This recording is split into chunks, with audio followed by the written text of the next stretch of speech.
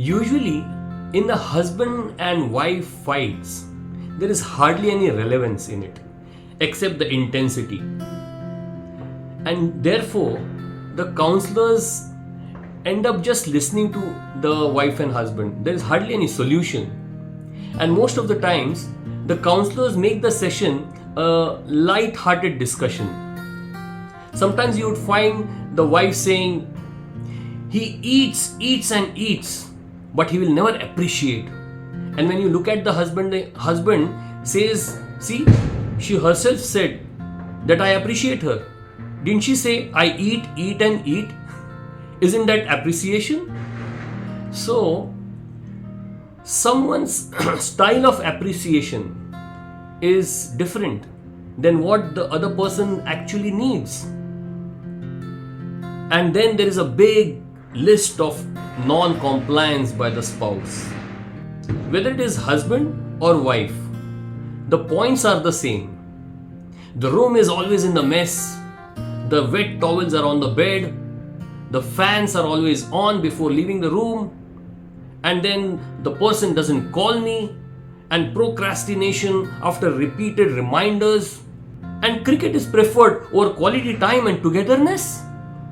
This is unacceptable. So the points are always the same.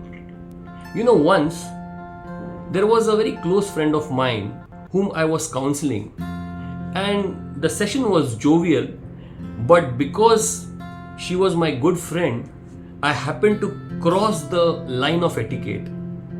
And after she presented all the list of her non-compliance by the spouse, I told her, most people deserve each other.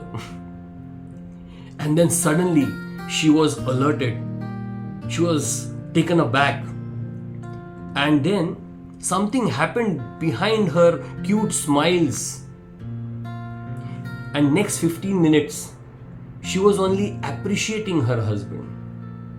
And I was amazed. How is it that now she is only telling about the good qualities? There was sudden flip. I actually asked her, how is it that now suddenly your views about your husband have changed? And she said, you said it. Most people deserve each other. So I also deserve, don't I? And that is the truth of this world. We come as husbands and wives and fathers and mothers and friends only to deliver each other's karma. It is also said, Runanubandha. In Mahabharata, Amba came as death of Bhishma, as Shikhandi. Even Draupadi had her 5 husbands because she had asked for the boon in her past birth. So, what are the factors that determine our next birth? We have got a gross body and a subtle body. And in the subtle body, which is made up of mind, intelligence and false ego, there are these 4 things that are saved. The first one is the unfulfilled desires. The second one are the results of pious activities that we do. The third one is the result of impious activities that we do. And the fourth factor is the result of the sadhana that we do. The vrata, the japa, tapa, mudra, pathan, yoga, pranayam, asan, so many things that we do, ahar that we have. So all these things come in sadhana.